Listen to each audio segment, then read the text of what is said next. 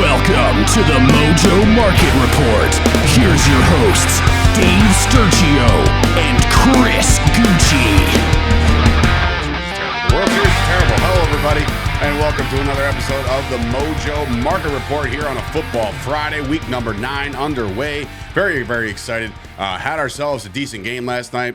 I was just talking to Chris right here literally 4 seconds ago about the Astros winning again. So that already kind of set my tone. At least there's one team in Houston that's, capable of winning anything. And the Texans weren't. The Texans actually got shellacked. I mean, look, they showed some fight. They covered, yes. If you're a gambling man and you put the money on the big old spread, you covered that bet. Great job for that. But the Texans showed life in the first. No life in the second. It was rough. But before we get into that game, I do want to say one thing, and it has to do a lot with the Mojo Market because. By the way, this is Dave Sturchio, and that's Chris Gueci over there. And we're coming to you live from Chop Studios A5, Anthony behind the glass. Before I forget that, because I know there was going to be a time where we're going to stop the show, and Anthony's going to be like, hey, by the way, you never introduced yourselves. But anyway, so there was one thing I wanted to say and give more flowers to Chris. And I know there was a lot of speculation yesterday about him being the Kirk Cousins and not being able to nail primetime picks and stuff. I didn't want to go off on a bad note. So last night we saw some news about one said Michael Thomas, and there was a guy on this show named Chris Gueci who may or may not have told you that he wasn't going to see the field anymore this year, and he's not going to see the field anymore. So all the barking that we've done about Chris Olave, double down now, because it's just like the targets are going to be there for him. Michael Thomas is done for the year. A toe injury, I'm going to put it in air quotes because you never know with this guy. I have honestly no clue if we'll see him in a Saints uniform again. I know there's a massive contract stipulation with it, the way the contract looks on paper, because maybe there is an out. I think he signed it 3 years ago, but it was a lot of money and it was a big contract, so we'll see. But Michael Thomas definitely not seeing the field this year, so Olave up. All right, so top movers from last night, Thursday night football, like we just said, the Eagles get the job done. They're now 8-0. They're frauds. I can feel it. There's gonna be a time. Remember the Steelers a couple years ago? I think it was 11-0. Look, that's not the same team. I don't know. You let up 14 points pretty easily to the Texans, but that's just me. And the Jaguars and these teams that are just no good. I think the Eagles could be had. Dave, 8-0. I'm well aware of their record. I still think they could be had. I don't know. It's just, we'll see. But I will say that the top mover last night, before we get into any Eagle, is a guy that we talked about at length within the last couple days, and that's a Dameon Pierce.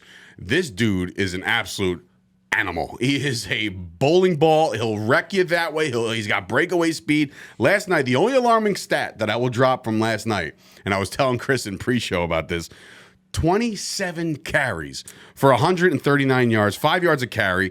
He's steamrolling guys. And right now, there is a 3-time multiplier on him. If you believe in this guy and you want to go long. I think we've been saying that over and over again.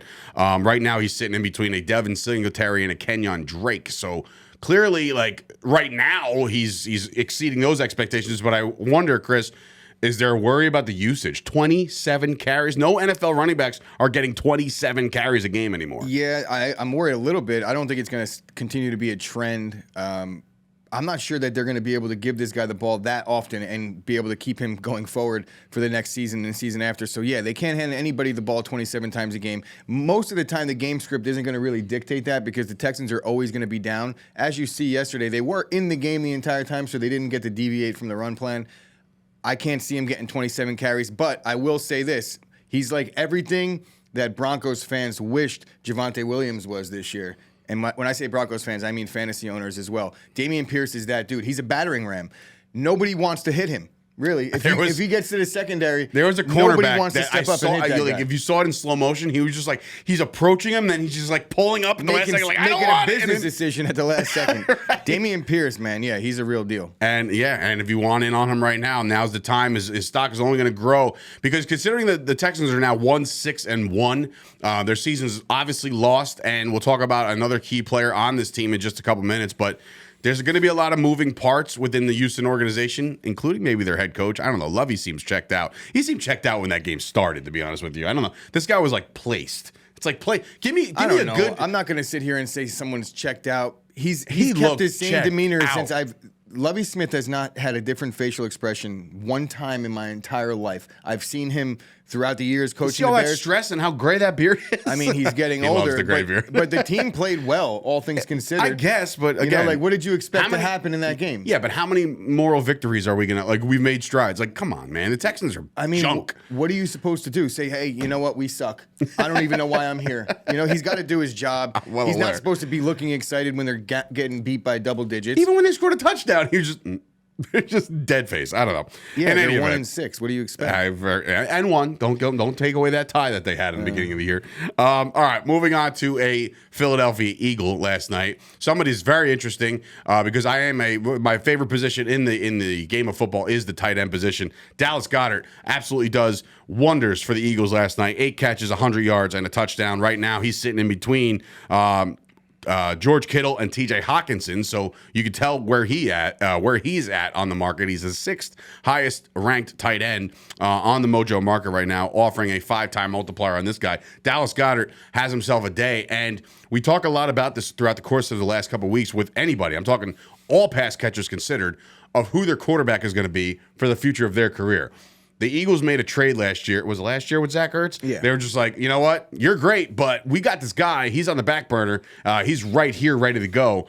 Dallas Goedert seems to be that guy, and a very, very good decision by the Eagles to part ways with Ertz and focus on this kid. Yeah, Goddard is essentially entering his prime right now. It's a perfect time that you want to get a tight end because tight ends take a little bit of time to get going in their career. Typically, you don't see a tight end in his first and second year doing well. That's why I'm so high on Kyle Pitts. And I know that everybody is expecting the world from Kyle Pitts right out of the gate, but tight ends take some time to marinate in the NFL. Dallas Goedert's in a prime situation. I think they did pay him, right? So he is on his second contract. Goddard, yeah. I'm not sure. I think he's very early in his second contract. Why don't you check that out for me I don't look dumb? But yeah, being that he's on a high-powered offense, they just got rid of what was, essentially a career tight end for them in Zach Ertz. I think that the Eagles are all in on Goddard, so I'm all in on Goddard.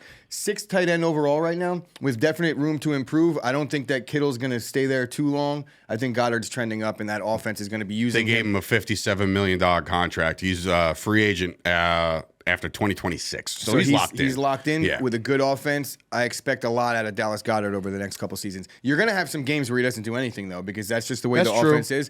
But he's more of a long-term play. You're going to get 2 or 3 good years out of Goddard going forward.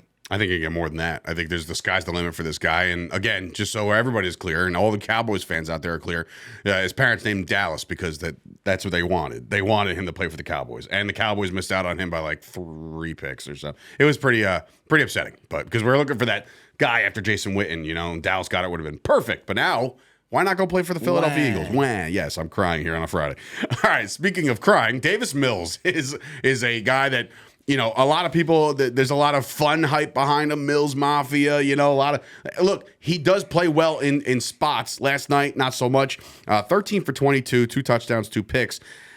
He looked okay in the first half, and sometimes when he was on the run, he dropped some dots. He did. But overall, I mean, I find it hard-pressed to think that Davis Mills is the guy, and now with the Texans sitting at 1-6-1, with the season kind of getting away from them, and they're just not going to compete for this division title. They're going to find themselves in the top 10 of the draft. This Mills Mafia thing might have just run its course. And I know the Eagles are top team in the league record-wise, but I don't know, man. Every time I see that, it just doesn't seem the eye test for me, it doesn't seem like he could start and sustain a career in the NFL as a starter. I mean, I don't think that Mills is the man by any stretch, but I don't think it's his fault that the Texans aren't winning football games. He's obviously has his limitations, but what do they have around him? I mean, Cook sat out. Nico Collins was hurt. Dameon Pierce was the shining star. I can't even tell you who their tight end is off the top of my head. But their defense is ranked 30th in total DVOA, I believe. That's so rough. Tough sledding. And they definitely can't stop the run, even though they didn't do terrible against the run yesterday. I didn't see much out of Miles Sanders or anything like that. The Texans just aren't a winning football team. Philly ran for 143 Davis yards. Mills, I think last year he was arguably the best rookie quarterback. Right, Mac Jones was definitely the best rookie last year, but second best rookie quarterback. I would make the argument for Davis Mills. if you did a redraft, and I talked about this yesterday, I'm not sure which show it was on. Oh, I'll show you. It was, and I saw it. It was Dan Orlovsky who did a redraft. Okay, so no, it was wasn't. Derek Carr. It was David Carr. It was David Carr, NFL Network. Yes. Either way, it was Justin Fields as the first quarterback pick, Davis Mills as the second. I guess you could say that just means that the quarterback class was garbage. But I think it's too early to say that because some of these guys are too young. I mean, they had Trevor Lawrence going in like the second or third. No, he was mid-first round. They had Zach Wilson going in the third. Oh, that's what it was. Okay. Because I completely just dropped the ball on this entire graphic. I just think Davis Mills will probably get another opportunity somewhere else, or he'll be the backup with the Texans. He's done enough to show that he belongs in the NFL. And he'll be a sporadic starter in and out of opportunities. I just don't see him being a long-term guy. And the fact that they're picking so high in the draft and like they're essentially locked into the number one as of now, that could change with some wins. And last year, Davis Mills got it turned up in the second half, and they won some football games and played themselves. Well, this is his first game of the second half of a season, so I don't know. This might not have been good. Right now on the Mojo Market, however, he is behind potentially the guy that could be here next year in Houston, and that's Hayden Hooker. I want to look him So up. Hooker is, by the way, Ocho Cinco invested heavily in Hooker last night. I saw that video. That was, for me to be like, here's $5 or $10, and I see Ocho Cinco kind of money just dropping on Hooker. He must be all in, but Hooker's sitting there above Davis Mills right now. So we'll see where the Texans wind up in the draft order. But a guy like Hooker could be your starting quarterback next year. I don't know. I think that they're going to probably pick somebody. They're going to be picking higher than where Hooker's going to go. Yeah? Yeah. Can Hooker? We'll talk about Hooker, and you can also tune into the opening bell. Those guys are also on the YouTube channel. They dove into Hooker, I believe, this week, as a matter of fact, on their show. But those are your top movers for last night. Again, there was some movement otherwise because of some injuries. I know Bateman was on his way down. No, Cam Akers practiced, so his stock went back up a little bit. So there's a lot of something things worth monitoring. The Cam Akers, keep your eye on all that situation. Saga, but I don't buy into that. Are we talking about the Rams today? No, but I don't buy into the Rams running back department right now. I just don't. I think there's too many guys over there. Their offensive line is bad. And you just said it too. They're almost dead last in rushing or something like that. Or their DVOA on the offense is just. I think they have the worst run blocking in the league. Behind the guys like the Steelers, who Najee Harris can't get it going. Yeah, you know what I'm they're saying? 32nd in adjusted line yards. Oof, that's terrible. Like the Rams, I can't believe these guys are Super Bowl champs last year. I can't believe that the stat that I'm about to say is the Colts are 31st in adjusted line yards. 31st. The Colts. Jonathan Taylor, Colts, offensive line. Yeah, they got to get it going. Mind-numbing. And they have a chance. A team like the Colts can resurge in the second half of the season under a hook 'em horn. I know. Right? I made probably the the mistake of in a certain fantasy league that I'm in to buy low on a Jonathan Taylor, and I'm probably regretting it. But my team was 2-6, so I had no choice. That's all right. Gotta go after something. All right, let's get into week 9. Got a couple games that are jumping off the charts for us, guys to pay attention to, guys you might want to keep your eye on, and we'll start with the local front with the Jets and the Bills. This game, again, recipe, not very good for a guy that needs to bounce back, and we're talking about a guy like a Zach Wilson. I don't know if this is a good spot for him. He's been on record this week, met the media a bunch, kind of referred to this quarterback speak, like that's just football, we'll turn it around, blah, blah, blah. And then in come the Bills, and it's just like, maybe not this week, but we'll turn it around eventually. The Bills right now, both secondaries are actually giving up a lot through the air. Believe it or not, as good as the Bills are, they're giving up 223 a game through the air. So that's relatively good. But you look at Zach Wilson, and you're like, I don't know about all that.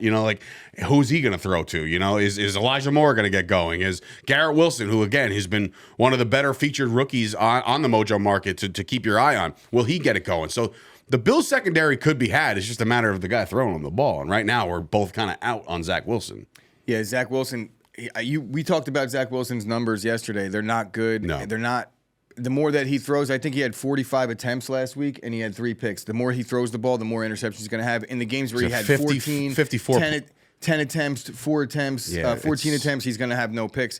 But they don't have the run game to help Zach Wilson in this case. And Buffalo's secondary has given up a lot of yards, but they were decimated by injuries in the early part of the season. It's true. That team is much better on the back end than they've played. And the Jets' offensive line is trending downward, and the Bills' defensive line is one of the best in football. So I just think it's going to be a tough day for Zach Wilson in that offense. They're not going to be able to get much going on the run game because, again, the Bills' defensive line is just stout against the run and the pass. Going to be a long day for the Jets. The Bills' offense is averaging now 438 yards a game. So their offense is, if we say humming a lot on this program, they're humming right now. So I think we're going to get to see these Jets corners get tested in the It's going to be Stephon Diggs and Sauce Gardner show. That'll be fun to watch to see. You know, even DJ Reed has been really good for the Jets. Yeah, and Gabriel Davis has been really good for Buffalo. We'll see. I think it's going to be that's going to be the matchup to watch. And the Jets defense can rise to the occasion and play well and keep them in this game. I just think it's just too much on the defensive side. And the Jets aren't going to be able to move the football. So I could see this one getting ugly. All right. Moving on to the Seahawks and the Colts.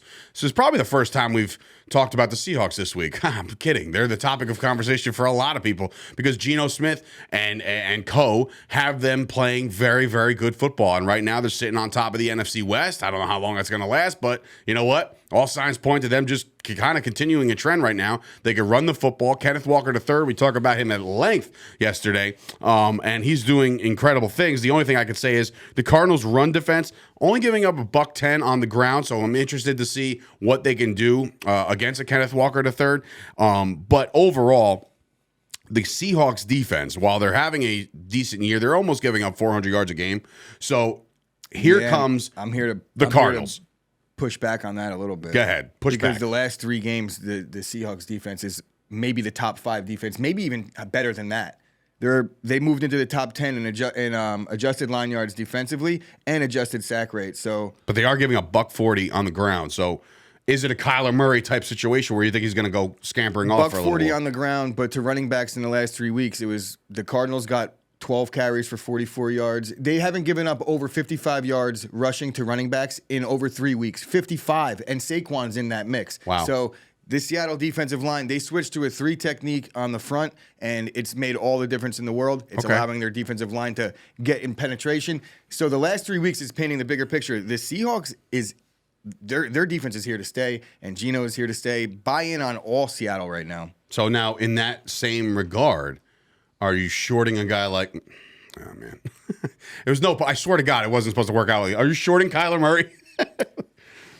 I mean, this week in particular, I will say this: that DeAndre Hopkins makes this offense a lot better, but I'm finding it hard pressed to go long on Kyler. I might not short him because I think that DeAndre Hopkins makes this offense a lot better, and they might be able to put up some points. I'm not sure about it. I'm going to check right now the offensive line stats for Arizona, and then we'll find out. Yeah, because it's not looking good. Yeah, like I said, the Cardinals have shown glimpses of good. Never great, but yeah, they're bottom 10 in the league in adjusted sack rate. They're going to have their hands full. No, I'm shorting Kyler in this one. Okay. I just made my decision as I'm looking at the data. Shorting Kyler on this week, and that you know what that means. He's throwing for at least 500 with 4 touchdowns. No, this is in prime time. This is where Chris settle down. Flourishes this is where I shine. This is where you shine. Where we get to handpick the games, this and I'm is like, true. Okay, I'm going to go with the ones that I like here. Yeah. All right, another game we like is new faces, new places. It's the Bears and the Dolphins, right? So the Bears, who haven't been able to throw to anybody within the first 8 weeks of the season, acquire Chase Claypool. Also, go long on Kenneth Walker.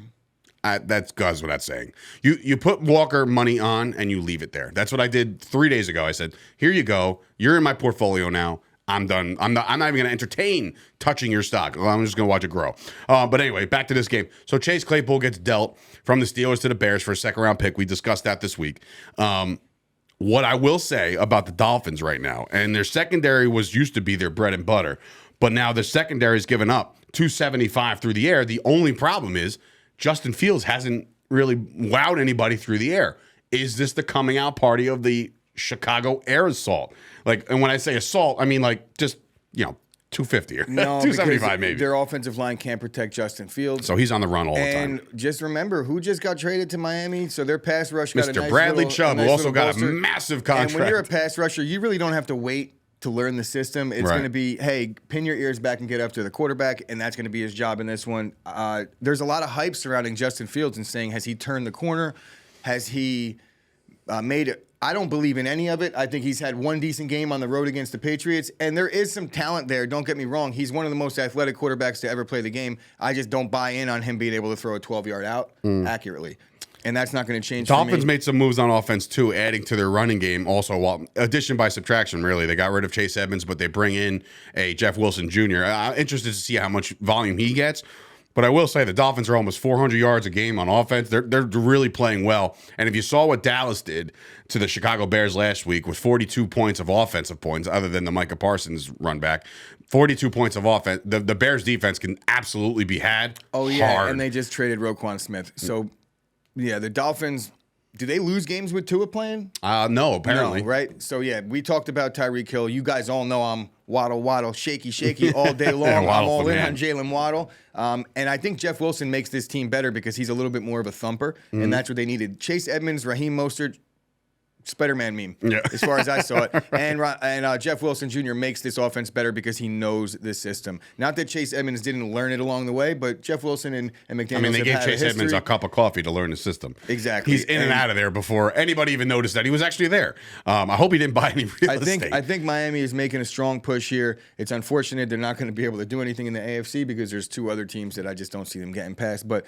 the Dolphins, two other teams in the AFC?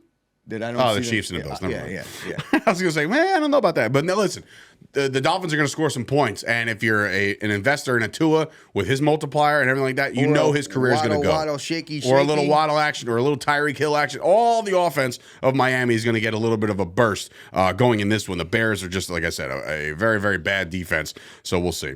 All right. Bad defense that got worse over the last 2 weeks, trading their two best players. Wow. Go figure. Right. Now I'm questioning a little fantasy stuff, but I'll talk about that later on.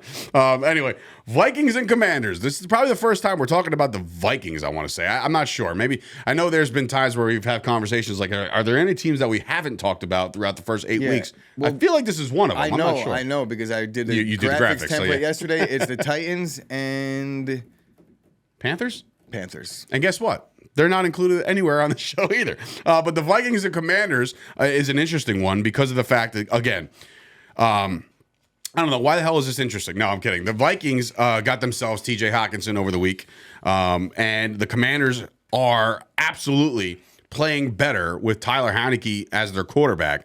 I will say this. The Vikings are giving up, this is truth, 400 yards a game defensively.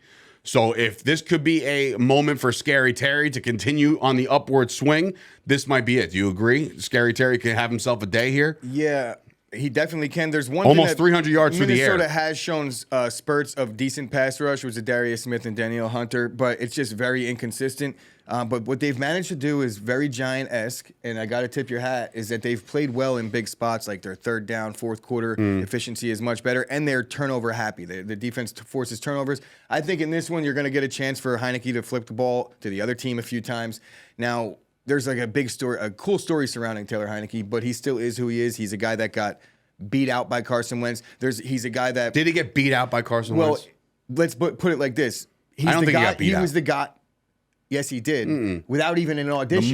The money. Without even that's the whole point. He didn't even get beat out. He was beat out without even an audition. Carson Wentz was brought in because they had Taylor Heineke in camp the entire time. They knew what he was about, and they didn't believe that he was enough. Then they brought in Carson Wentz, and now we're left where we're left, right? Washington, another $30 million in the hole. Very typical. But, yeah, Taylor Heineke, I can't see him getting it done. Minnesota gets a lucky draw here. Washington, there's a lot of hype surrounding them. I think that they're a little bit overvalued right now. While I think Minnesota's overvalued as well, they're the far better team. The Minnesota offense, they added TJ Hawkinson. I don't think that's going to make TJ Hawkinson's stock better, but the Vikings are a far better team now. I'm looking at no Dalvin Cook in this one because the one thing I will say about the Commanders is their defensive front four is stout against the run. It's tough to get the ball going on the ground. And you said Chase Young finally practicing yesterday, right? I don't think he's going to play this week. But he's almost there. Chase Young is almost back, which is going to be a bolster to that Commanders defense.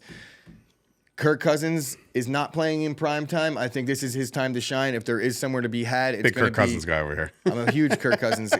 Well, it's not prime time, so I could rely on Kirk Cousins. And this is not Kirk Cousins primetime Chris right here. This is the Sunday slate, so I'm good to go. Kirk Cousins, and I don't know how you could really not be in on Justin Jefferson when you look across the field and look he should be in your portfolio regardless. The Commanders honestly, secondary. Justin Jefferson's the best receiver in football. Anyway, moving on. Last game that we'll talk about is the Raiders and the Jaguars, and the reason why I bring this one up is because there's a lot of people that, and just like you said in this redraft thing that you saw on social media, like. Is this, like, the Raiders secondary has been beat plenty this year, right? Is this like your last like, dude, come on, Trevor, show me something. Because right now, Trevor Lawrence, like I said, he's not playing that good of football. And 1,800 yards, 10 touchdowns, 6 picks. He does have almost 100 yards rushing, believe it or not, over the 27 rushes. But completion percentage over 60%. Yeah, sure, that's okay. But, like, you got to show me something here, man. You got to show me something. And now you have an opportunity to do so against a secondary that's absolutely suspect and can be had. You know, I just... Yeah, their secondary is 31st in total DVOA against the pass. And... they've allowed the most rushing yards to opposing quarterbacks in the league. I know Trevor Lawrence doesn't necessarily but he could run often. He could. But I think in this game, it's one of those things where you could expose that. The Raiders, they've had like a decent pressure rate, but they've not gotten home. They've had spurts where their defensive line has shown signs that they could do something, but they just haven't been consistent enough. Derek Carr, in the worst spots, throws bad picks. Davante Adams... You would think that Davante Adams would make Derek Carr better. He would elevate his play. It's actually made him worse. It's absurd to me. Come on back to Green Bay, Davante. We could use you. I listen. The Davante Adams and Derek Carr thing is a little bit of a mystery. But again, if they're going to get right as a duo, it could be against the Jaguars. It's put up or shut up for both sides right now. The Raiders stood pat at the deadline. I thought that they might be sellers, all things considered. I think that they're trying to salvage their season. I think it's a lost cause at this point. Last week was their only hope, and they got shut out. And this is a big game for both teams in terms of who's going to have a higher draft pick, right? So who's going to lose the game? That's the way this game should be being played.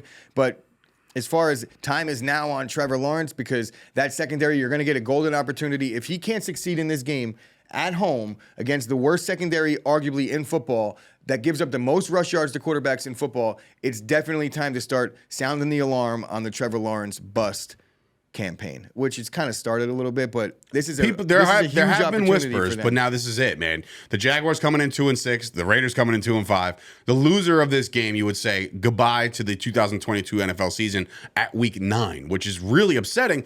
But at the same time, it's going to give you a better idea of where they can go. Like, they acquired Davante Adams. I'm talking about the Raiders for a second. They acquired Davante Adams in that hope of just this resurgence of offense. If they're finding out now that Derek Carr is also not the future, expect them to be in the quarterback market next year as far as drafting his replacement. Because, look, Derek Carr, and while, again, he's got the money, he's paid, it's all good and well in his bank account. But, man, oh, man, the Raiders, they got to beat the Jaguars I'm looking, man. And I'm noticing a little bit of a trend that I think I might be a short play on Travis Etienne in this one. Because as I'm looking at this right here, it says that the Raiders are top 10. Mm-hmm. I think they're 11th against actually, the run. In against the run, adjusted line yards, and that's their defensive line set, adjusted line yards. So they're pretty stout against the run, but they've allowed the most rushing yards to opposing quarterbacks. You know what that means to me when I put that equation together? They get to the quarterback scrambles and goes. Well, most of their rushing stats that they've given up, or at least a bulk of them, because they're the worst against rushing quarterbacks, that means that they're pretty good against opposing running backs, the Raiders. So I might be shorting on a Travis Etienne because if you look at that, that's how that works out. You can't be really good somewhere and then really bad at the same place if there's not some type of weird anomaly. And the anomaly is they stop other teams' running backs from running the ball. So I'm just looking at the Raiders' schedule thus far, and they've played guys like Eckler, Connor, Henry, the Chiefs running back tandem, the Texans, the Saint Kamara. You know what I mean? So they have played decent running backs. So if there's stuff in the run, great. But again, Trevor Lawrence show, man. Show me something, dude. Show me something. And the Raiders, throughout it all, they're still the best rushing football team in the NFL. And the Packers are second. Go figure. Yeah, well. And this is in terms of adjusted line yards, adjusted statistics. I don't want to hear about, they're first in rushing, they're second. No, throw that stuff out the window. You got to look at the adjusted stats. So everything I tell you, forget about it. If he has the DVOA stuff and adjusted line yardage, listen to that. A good indicator would be the Seattle defense, because if you look at them, because the averages suck. But if you look at them as a whole, that's one thing. But then coaches make adjustments, and there's a big sample size now. There's enough data as to where you could look over the last 3, over the last 4, at home, on the road. Those things are all important when you're assessing these games. Yeah. So that'll do it for our Week 9 preview. Be sure to follow all of the social media right now. Over the course of the next couple of days, look, they're doing contests and stuff. They were giving away $50 last night in free stock just to pick the biggest mover. I must have seen 12 ghosts throughout the week and didn't even know that that shows you how detached I was last week. I was under the weather last week, so I was a little detached from things. But I lost out on money, essentially, because I had Josh Allen was a ghost. Joe Burrow was a ghost. Tom Brady was a zombie. Tom Brady is a zombie. All that stuff is great. So make sure you follow social media. Follow Mojo on social media, at Mojo. Be sure to do that for all their contests and everything else. Head on over to mojo.com for all your in-depth analysis. The blogs over there, the articles that those guys are writing on the day-to-day are incredible. And, of course, join the Discord. We always, I'm for one, again, I say this every show, I always like to show my portfolio and show people that I know what the heck I'm doing. And it only took me about a month and a half. So I'm figuring it out as I go. I'm making money on the Mojo stock market. And you know what? The only way to do that, download the app. You can't do it just like hopes and dreams. You got to go to the little app store, hit Mojo, hit download, put in all your information, and get going on the Mojo app. This weekend in particular, a lot of money to be made. Do not leave it on the table. So for Dave Sturchio, Chris Gueci, this has been another episode of the Mojo Market Report. Enjoy week number 9, and we'll be back here to put a bow on it, talk about the games, and preview some Monday Night Football. See you guys later. Have a great weekend.